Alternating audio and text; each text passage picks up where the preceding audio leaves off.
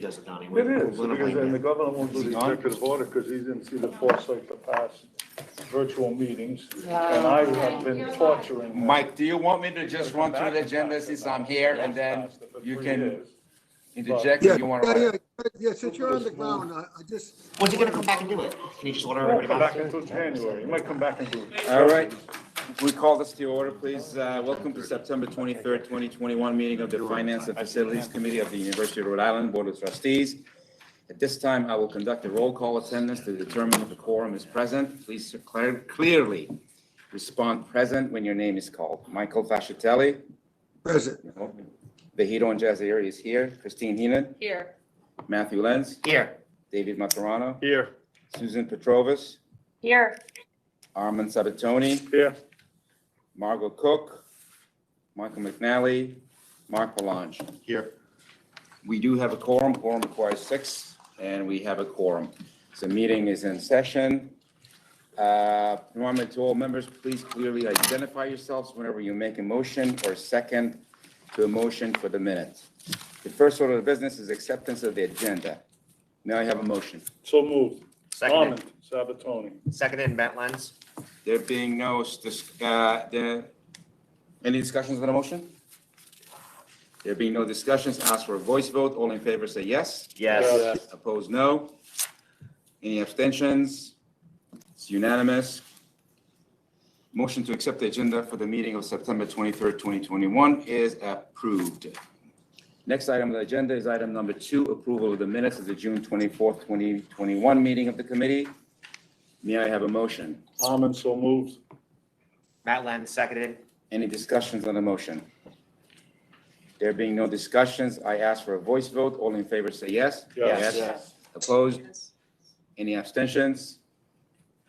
The motion to approve the minutes of the June 24, 21 meeting of the committee is approved unanimously.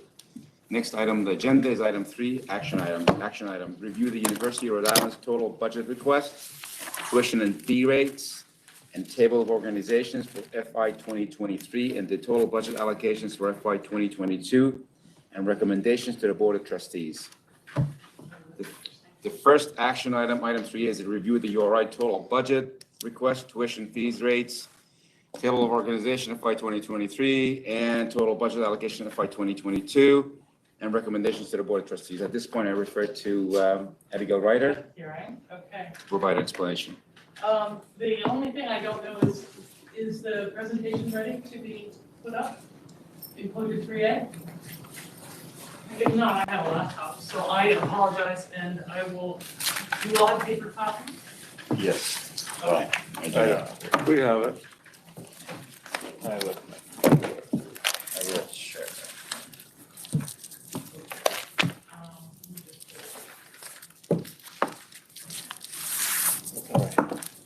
We're good. Okay.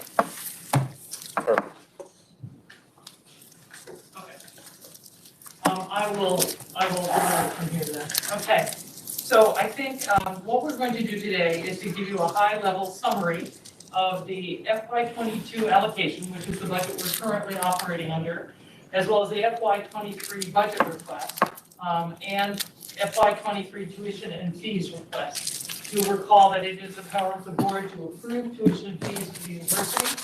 And then with your approval, we forward the budget, we actually submit it to the Office of Management and Budget at the state. Just a quick review of the budget timeline, as you'll see in the next slide, slide 2. In September of 2020, we submitted the FY '22 budget request to the board and then to the state. In March of 2021, the governor's recommended budget for state appropriation ROTCAP funding for FY '22 came out.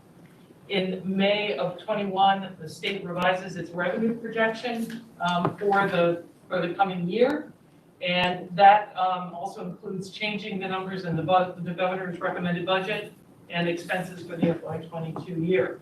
Then the budget's approved in FY '21, and then in July of '21, we allocate that budget down to individual line items in our internal budget.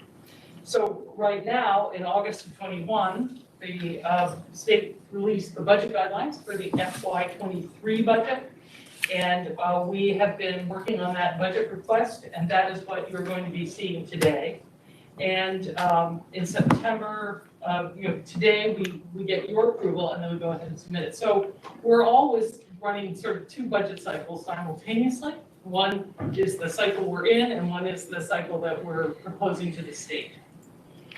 If you look at our budget on slide 3, you'll see that we have really sort of 2 major components of the budget. The unrestricted budget, which is composed primarily of tuition and fees, the state appropriation, and general obligation debt service. Now, the important thing about the general obligation debt service is that is a wash entry. The obligation is not our obligation, it is an obligation of the state. They put it into our revenue and then we take it out as an expense. The restricted budget is those funds that have to be expended for a specific purpose. And so that's things like federal student grants and loans, the auxiliaries, which are required by law to be self-supporting, although they do, of course, pay an overhead to the university for the services that the Central University provides to them. Sponsored research and overhead, which is grants, mostly federal, some state. And then there are small units that provide various services around the university.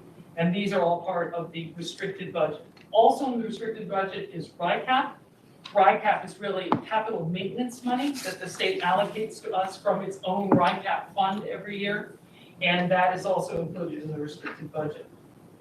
The FY22 budget presented some challenges and opportunities. We basically revised the budget in FY22. This year in FY22, because still of this uncertainty surrounding the pandemic, which some people are now saying we should call an endemic, I hope not, means that we are having some difficulty predicting with assurance what's going to happen this year. So far, we're in good shape. Enrollment, although we don't have final numbers, looks positive.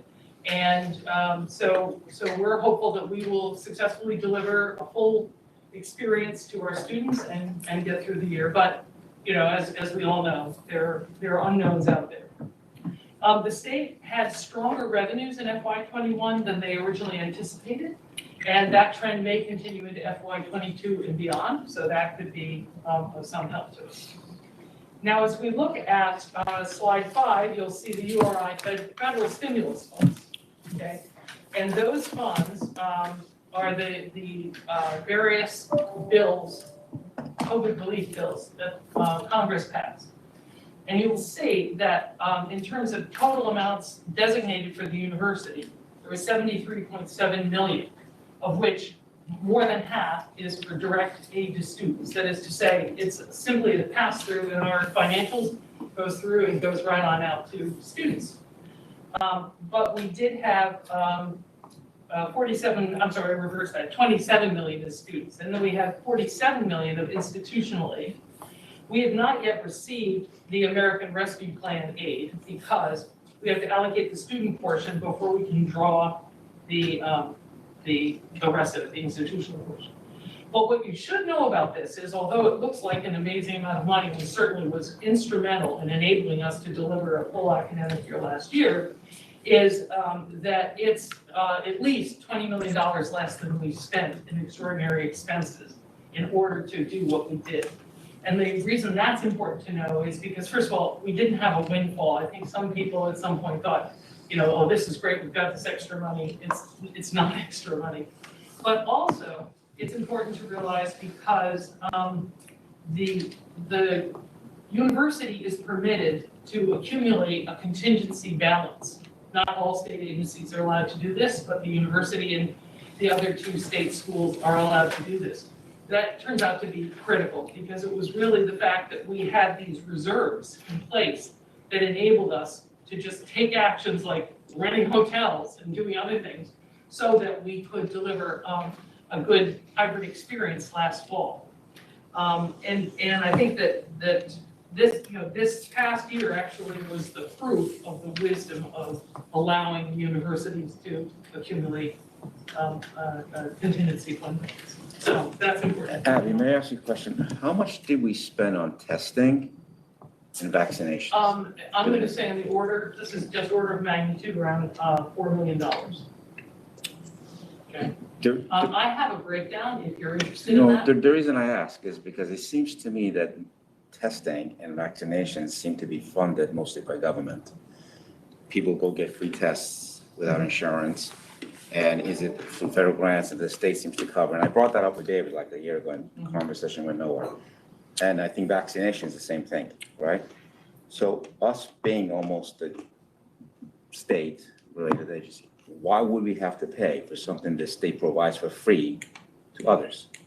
Well, actually, two things. First of all, we are recommending always where possible that employees go get their vaccines where they're able to get them in the state and so on. So we're not vaccinating employees, they're getting their own vaccination. What we do think is very important is that students be able to get vaccinated on campus because otherwise they're likely not to do it. Right. Okay, and then finally, we are also going to be, we started, but we'll be continuing to submit claims to RIEMA and FEMA because that is aid that is available. The problem with that is we can't count that aid yet. It takes FEMA a very long time to process claims.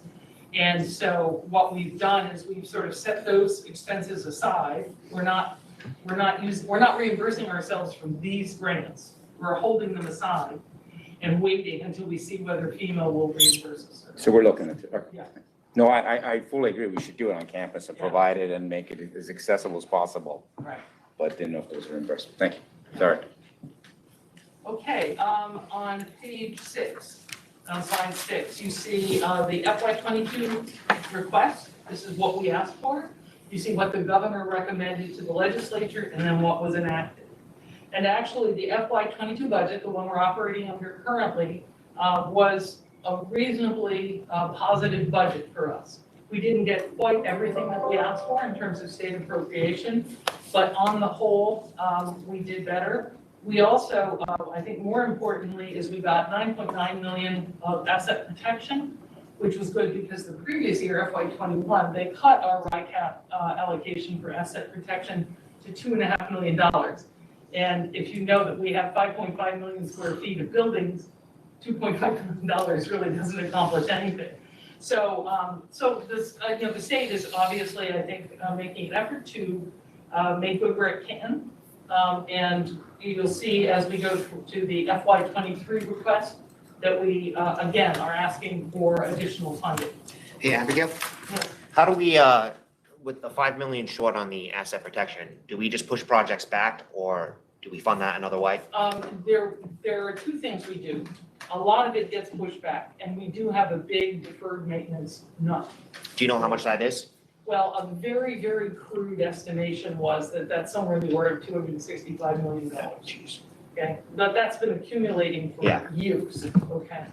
And sometimes we're able to erase some of that when we replace buildings. So for example, when we built the Fascitelli Center for Advanced Engineering, we took down 3 buildings, okay? And some of those were some of those very old buildings.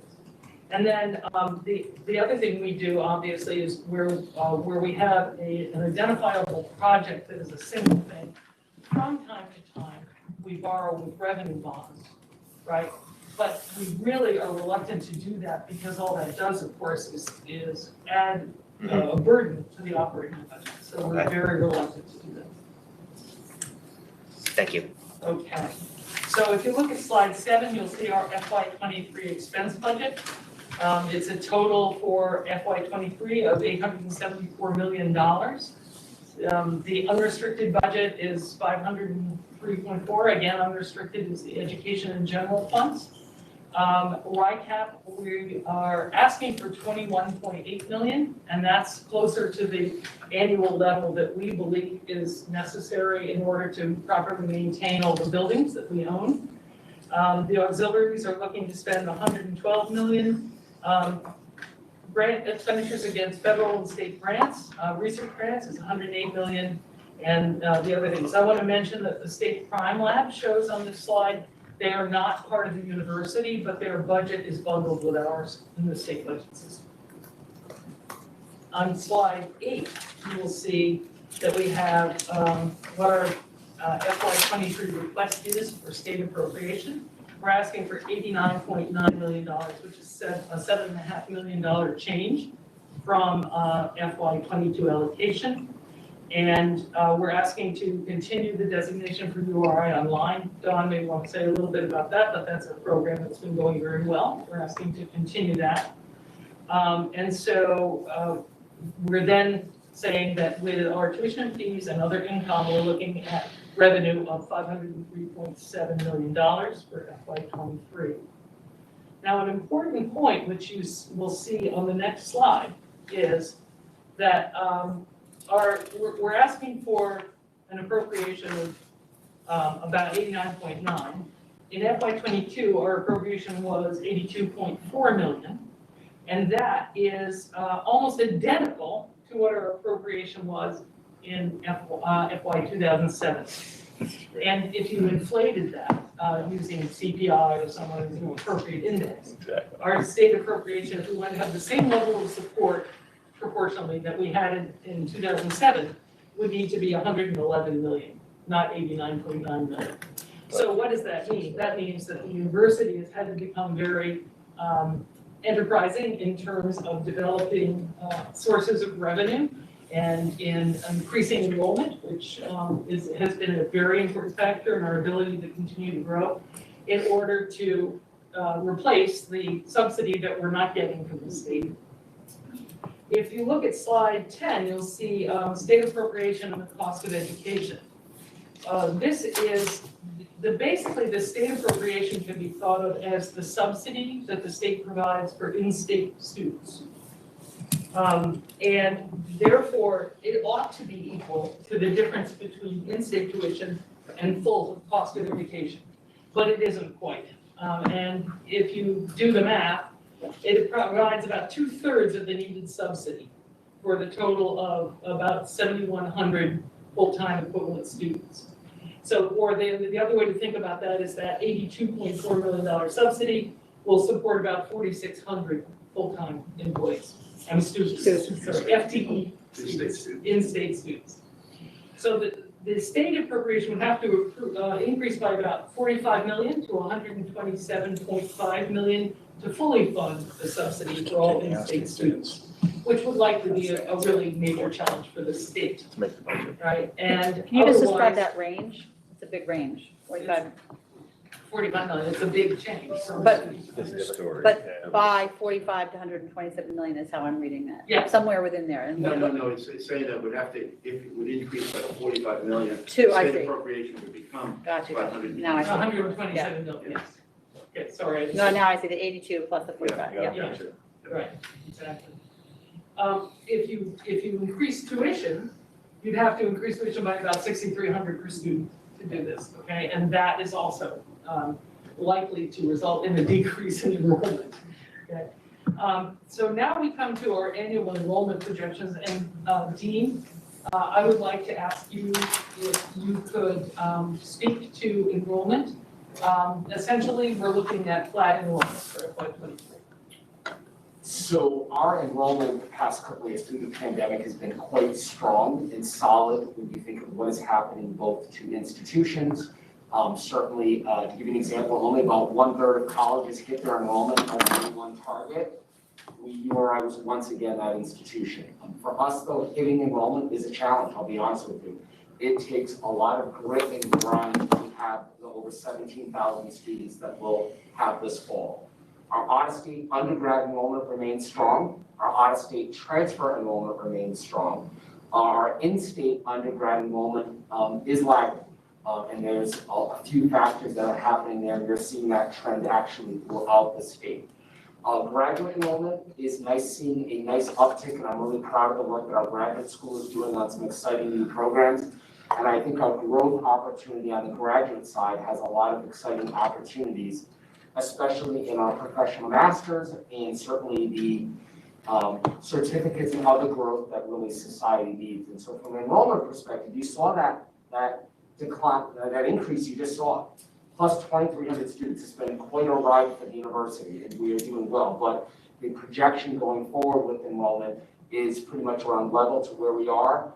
The mix of students continues to change for us, that in-state versus out-of-state. I always like to remind everyone, as a reminder, the number of high school graduates in Rhode Island has been on a decline. So that is something that is a challenge as well. Certainly looking at students coming from our peer institutions as a feeder have been flatter than we would like. And then we're working, of course, very hard to bring adults back to the university. And so, to kind of look at our enrollment projections, I think that we've seen that large increase the past 10 years. And I think we're really focusing on doing some good work at the graduate level, but the projections kind of illustrate that coming out of the pandemic or the endemic, as Abby said, hopefully in a stronger position in many institutions, but that idea of kind of what's our next step for our enrollment goals going forward. Okay, and then if you look at the next slide, which is the FY23 request for tuition increase and state of pro increase, we're looking at an annual 2.5% increase in tuition for both in-state and out-of-state. And then that translates to about $336 increase for in-state undergrads and $368 for in-state grads. For out-of-state, it's about $796 undergraduate and $710 for graduate.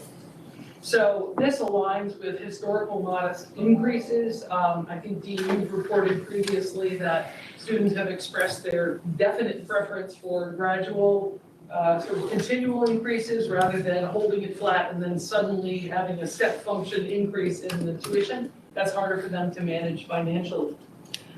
This also maintains our competitive position in the higher education market. In particular, we compete with the Northeast land grants. And Dean and Don will probably want to say something about that. We'll show you a slide about that shortly.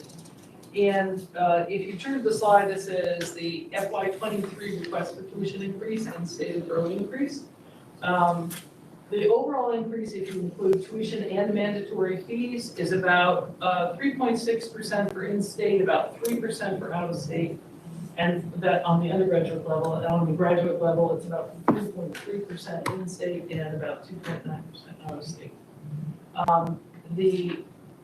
In order to do that, we are requesting a state appropriation increase of $7.5 million, which is the additional subsidy that we need to be able to hold tuition in-state at this level and cover the expenses that we expect to incur. So on the slide that says tuition and mandatory fee rates FY 2023, this is the one of the things we're asking you to approve today.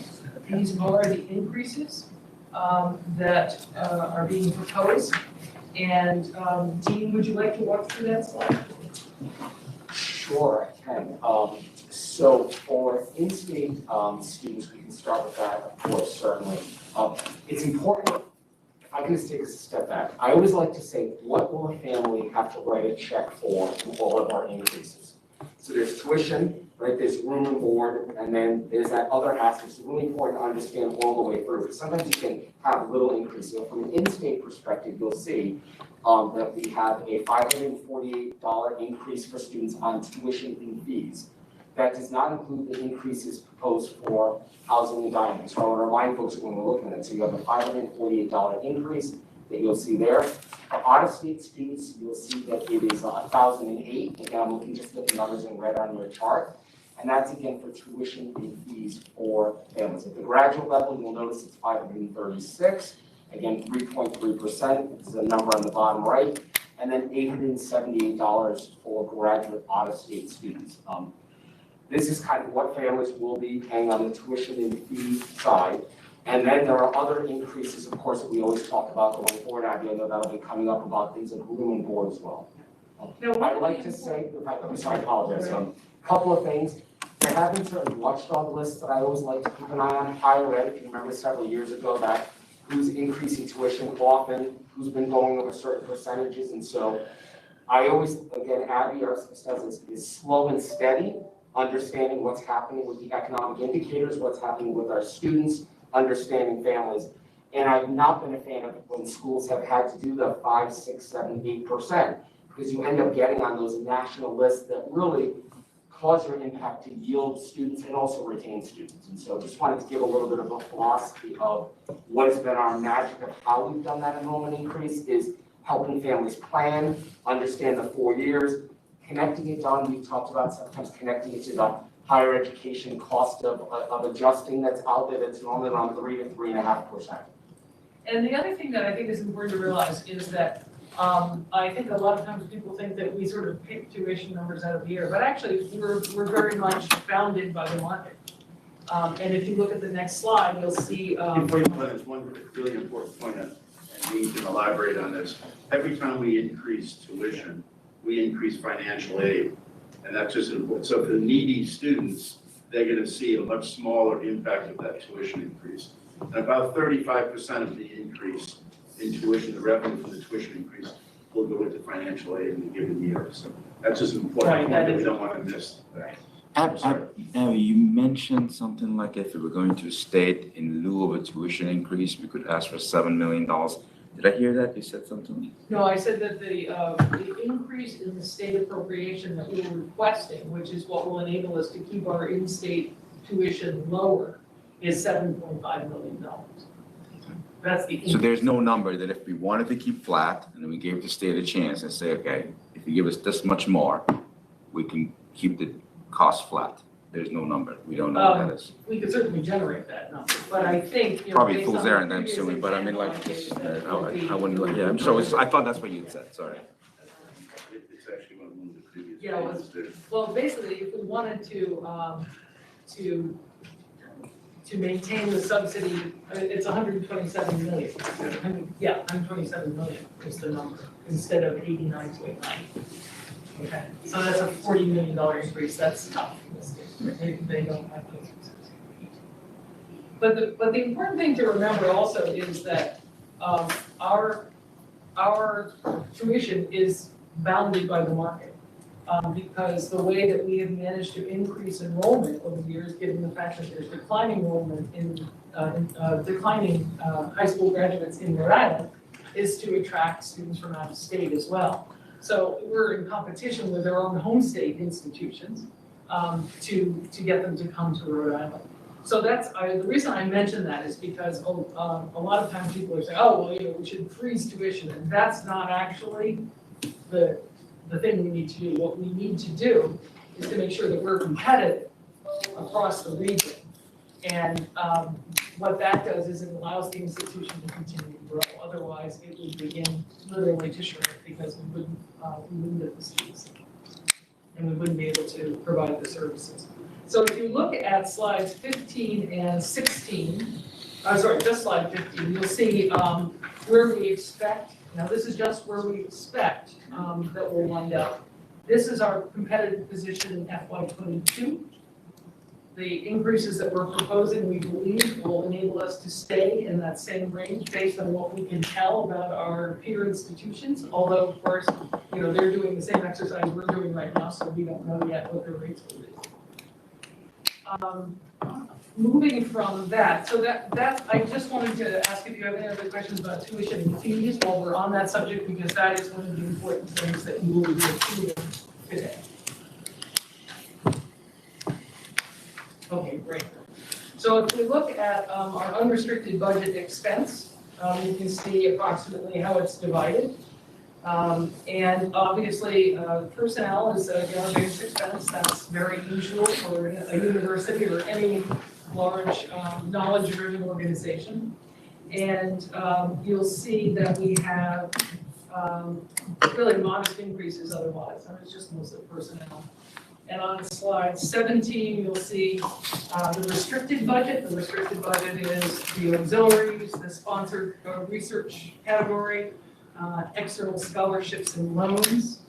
And there, the big increase that we're asking for is the change in RICAP. And that's again because of the very large deferred capital maintenance amount that we have. We're trying to make some inroads on that. And we should, Yeah. and we should, we gotta pound that. Abigail, when's the last time we actually got what we requested for the RICAP? I don't even know the answer to that, Matt. 1892. That's what I was thinking, yeah. A long time ago, if right? ever, right? I think is the answer. Okay. And, you know, in fairness to the state, the way RICAP is funded is there's a rainy day fund. When the rainy day fund gets 5% of revenues for that year, any excess flows over into the RICAP fund. And then an amount of it comes right off the top to go to the Department of Transportation as match for federal transportation grants. And then after that, there's the remaining pie, and that gets divided up. The state, generally has a big deferred maintenance.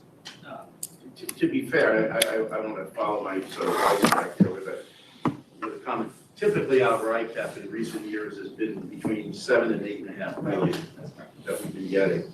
As Becky mentioned, it dropped down to about 2.5. 2.5. But we knew that was on a temporary basis as the state was struggling with its economy. When they reinstated the budget, they moved it to 9.9. Yeah. So, that's about $1.5 million. But in difficult times, the state stepped up to help us out a bit. So I didn't want to leave my 1892 comment hanging out there. No, Because we're appreciative of what they are providing. right, and we certainly are, and the problem is simply that the order of magnitude is great, right, so. Okay, so if we look at our RICAP request, you will see that, again, we're asking for 9.9 million in, so we're asking for 15.4 million, an increase from 9.9 million in FY '23. And the others are small amounts for projects that are really addressing infrastructure on campus. So that, that's our request, and that's what we're going to be talking about with OMB. If you look at slide 19, you'll see our allocation and request for the restricted budget on the expense side. The expenses there are pretty evenly distributed in terms of increases. There will be an increase in debt service as we begin to build the Health and Counseling Center and then start the Memorial Union renovation project. So you see that in the budget. So finally, on slide 20, you'll see in summary that we're presenting a $485.7 million unrestricted budget allocation. With an enacted state appropriation of $352 for FY '22. And in FY '23, we're requesting your approval of the budget request, which includes a 2.5% increase for in-state and out-of-state tuition and fees, and an increase in the state appropriation of our request for state appropriation of $7.5 million. So I think with that, I'll stop. Oh, one thing I just wanted to let you know, the state asks us to do as an exercise, not because they're planning to do it, but they do this as a matter of fiscal discipline. Every year they ask us to do a target budget for a theoretical reduction. In other words, what would we do? And essentially, the answer that we give to the state, because it's correct, is that if we had a 5% budget cut, we would have to raise tuition. And so that again is because the appropriation that we get from the state is in fact the subsidy that the state is giving to in-state students. Thanks. So, questions? Any questions for? You need a vote on the tuition increase?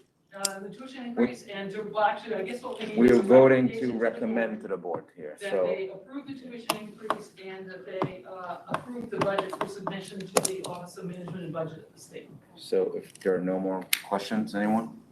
Nope. So with that in mind, may I have a motion that the Finance and Facilities Committee of the University of Rhode Island Board of Trustees recommend that the Board of Trustees approve the URI total budget request, tuition and fee rates, and tables of organization for FY 2023 and the total budget allocation for FY 2022 as recommended and presented here. This is Norman, so moved. Second, David Morano, second. we'll take a voice vote. All in favor? Yes. Yes. Opposed? Abstentions? The motion passes unanimously. Thank you. Second action item is item 3B, is the review of the demolition of the Fernwood Building and the East Farm Shed and recommendation to the Board of Trustees. Once again, I refer to Abby. Very briefly, there is a building that is down at the bottom of the hill of Route 138, on the Route 138 at the Kingstown Road, called the Fernwood Building. I believe you have a picture of it that was provided in your packet. This building is not occupied currently, and it is past its useful life. We did a study which said, well, if we renovated it, what would it cost? And it turns out it costs more than the building is worth. The Historical Society has approved the demolition of this building, so we've done all of those steps. And now, in accordance with the regulations and state properties committee, we'll bring it to the board, to the committee, to recommend to the board to approve it. So what was that building used for before? It had physical therapy and some of the other health and Communicative disorders in that building. They have since moved to Independence Square. Okay, so they're in a much better building. This building on the you can't see it in the picture, but the rear roof is in terrible condition. The wiring would need to be redone. It doesn't have the capacity to have ductwork or any kind of reasonable HVAC. It's really, it used to be a boarding house 100 years. I mean, I don't It's know. like an I don't old- think it's 100 so- years old, but it's Recalls. really not an adequate structure. What's the, if you know, what's the square footage of the available land once that's knocked down? I'll ask Ryan Carrillo, who's a 10-year-old lead. Just a related conversation, is any early thoughts on what reuse of the site? Yeah, that's the follow-up then. What are we planning on using that site for? We don't actually have a specific plan for that spot at the moment. It's obviously a very valuable spot and will all, certainly be included as we look to update our campus master plan. But the thing is that right now it's a hazard, sitting there empty, and it needs to come down. And Brian, as part of the discussion, Brian, you mentioned, do you have the parcel acreage on the Fernwood parcel? So the parcel is actually, if I can just quickly share an image here of Google Earth. The parcel that this sits on is part of the larger parcel of what is most of campus, so it's not segregated. So can you see the Google Earth image? Yes. Okay, so On this this is kind of this is the Kingston campus. The building 3071 is down here to the lower left. This is all one parcel of land, so it's hundreds of acres. But as we look at the immediate location here, the building itself is about 6,000 gross square feet on 3 levels. And it sits, as you can see here, in a prominent position right along Route 138. So it's not really the face of the campus that we'd like the public to see at this time. But this site does provide a key site in the future for something that can be prominent on Route 138 as we develop further projects. So can you give us when it comes down, best possible use for that parcel? I would say So- that the best possible use of that parcel would be something where there's public Front interface, facing, yeah. because it's right on Route 138. Okay. So it would be any number of uses where the public is invited in to campus. So- And you make it easy for them by putting so it there. in what we're recommending today, there are no dollars or costs associated with the cost of demolition, right? You So, got it? Brian, do you have the budget for demolition yet? Have Yeah, you, that's a budgeted good question. that? What's the estimated demolition? Can't be much. It's So gonna- based on past demolitions that we've had on campus, we're estimating this one to be somewhere in the $15,000 to $25,000 range. But I didn't hear that. How much? $15,000 to $25,000. And this is something we do, like we bid out, I mean, the work to contractor, outside contractor, right? Yes, we Somebody- would have an outside contractor. do it. So we have the money in the budget to demo now? Yes, we do. Okay. All right, let's move it. Okay. Any more It's not a questions? historic building or anything like that, is it? I mean, we have the ability to demolish it without any approvals needed. Yes, we have the approval already to demolish it from the Historic Preservation Commission. And that's because any building over 50 years old has to go before the commission. And we have that. Sorry, Abby, there's only one future approval that's required after your consideration, and that would be with the State Properties Committee. But I was on College Road. Okay, with that, may I have a motion that the Finance and the Facilities Committee of the University of Rhode Island Board of Trustees recommend that the Board of Trustees approve the demolition of the Fernwood Building and an East Farm shed as recommended and presented. David, so moved. David Second. Monoretto, second. There being no discussion, all in favor? Yes. Aye. Yes. Yes, Opposed? So the motion passes unanimously. Third action item, item 3C, is the review of signature authority on behalf of the University of Rhode Island and the URI Board of Trustees, effective August 1, 2021, and ratification of all actions taken consistent with with such authority and recommendations to the Board of Trustees. I once again refer to Abigail Ryder to. Sure, this is very simple, this is housekeeping. We're just getting approval for President Carlon's signature, and a few other people have joined the university since August 1st. And you will see the next motion is, again, housekeeping, but effective October 1st. So the difference between the two motions simply is the effective date. And what we're doing by doing this is saying that, President Carlon's signature is authorized for the purposes shown, and that it is effective as of August 1st. Okay. Any questions? Move it. With that in mind, I think I have to read the whole thing in the file. May I have a motion that the Finance and Facilities Committee of the University of Rhode Island Board of Trustees recommend that the Board of Trustees approve the signature authority on behalf of the University of Rhode Island and the URI Board of Trustees effective August 1st, 2021, and ratification of all actions taken consistent with such authority as recommended and presented. Matt Lang, so moved. Second? Almond second. Any further discussion? No? All in favor? Yes. Yes. Opposed? Abstentions? The motion passes unanimously. The fourth action item, item 3D, is the review of signature authority on behalf of the University of Rhode Island and the URI Board of Trustees effective October 1, 2021, and a recommendation to the Board of Trustees. I believe do you need to? I don't think Further, I need to, yeah, so. Stevie changes, Don's retiring, or sitting in his interim. May I have a motion? Any questions on that? May I have a motion that the Finance and Facilities Committee of the University of Rhode Island Board of Trustees recommend that the Board of Trustees approve the signature authority on behalf of the University of Rhode Island and the URI Board of Trustees effective October 1, 2021, as recommended and presented. Almond so moved. Matt Lang, seconded. Any discussions? All in favor? Yes. Yes. Yes. Opposed? No abstentions? Motion passes unanimously. Come to the final item on the agenda, item 4, which is adjournment. May I have a motion to adjourn? So moved. Matt Lang. Second. Almond. All in favor? Yes. Yes. Record time there. Motion passes. Nice job, buddy. Thank you. Thanks, Fahid. Thanks for filling in. I wanted to